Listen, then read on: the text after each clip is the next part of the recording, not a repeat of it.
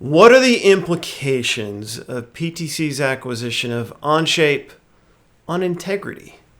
Let's talk about that next. All right, so integrity, Onshape, what's the intersection there? So first off, we're doing a 5-part series on the acquisition. Number 1, we talked about Creo, we talked about Windchill, we're talking about integrity.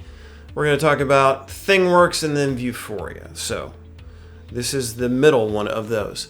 So you might be thinking, what the heck does integrity have to do with Onshape in this context? So, and if you're not familiar, integrity kind of has two sides. You have Integrity Modeler, which lets you develop 1D simulation models as well as MBSE models. Kind of going from requirements all the way down to allocations to items, including software, but other physical items as well. And then you have the Integrity ALM kind of functionality, which is application lifecycle management, which kind of supports the whole cycle for software development, mainly for embedded types of solutions. But also there's some good applications in there for IoT applications as well. So that's all the context. So what does this have to do with Onshape? Well, in the analyst call with Jim Heppelman, he talked about how Onshape was going to become the cloud platform. Obviously, it's going to be for CAD. It's kind of what Onshape is doing right now. Creo is going to start contributing to that growth soon. Same thing with Windchill. You could kind of hear the hints there around that, but there's some good implications here for integrity as well. Moving to the cloud, moving to a multi-tenant type of environment instead of an on-premise server and an on-desktop application for Integrity ALM and Integrity Modeler. So if you move those to the cloud, what are the implications? Well, Integrity ALM can look and act and feel like GitHub on steroids. Let me put it that way. GitHub, if you're not familiar, is this a very, very popular software repository management type of software configuration management type of tool.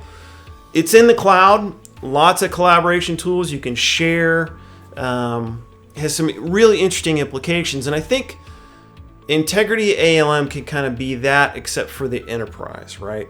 Because with a lot of software-intensive products today, there's a lot of collaboration with suppliers.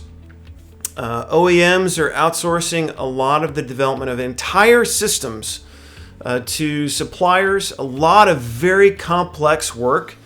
And you need a lot of collaborative capabilities to accelerate while collaborating in development. So there's some really interesting implications for the Integrity ALM side.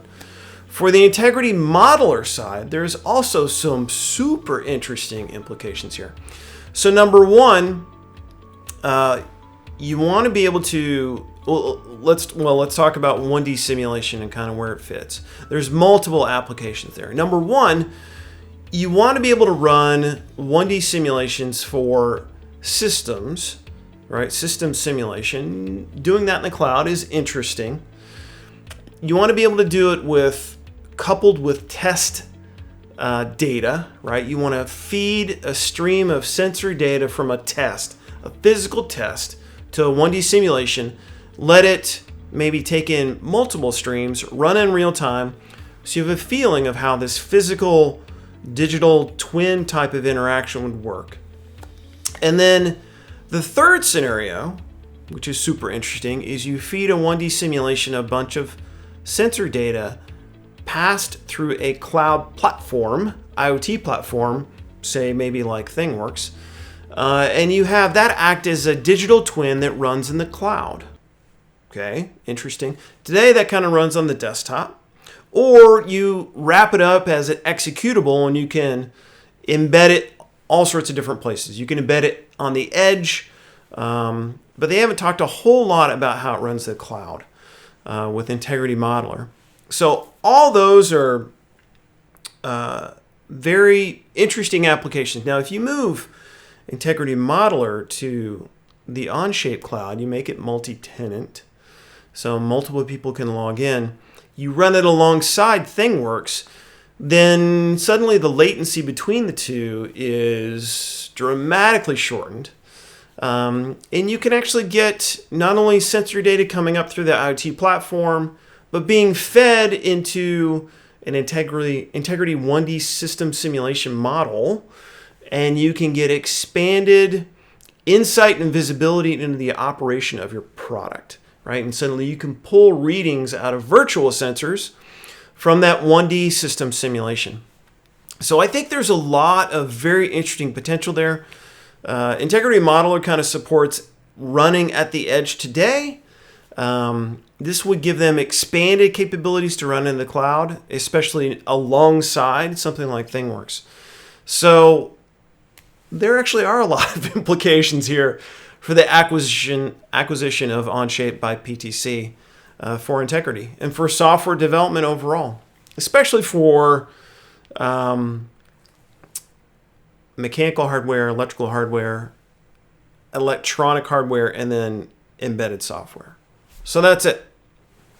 Take care and talk soon.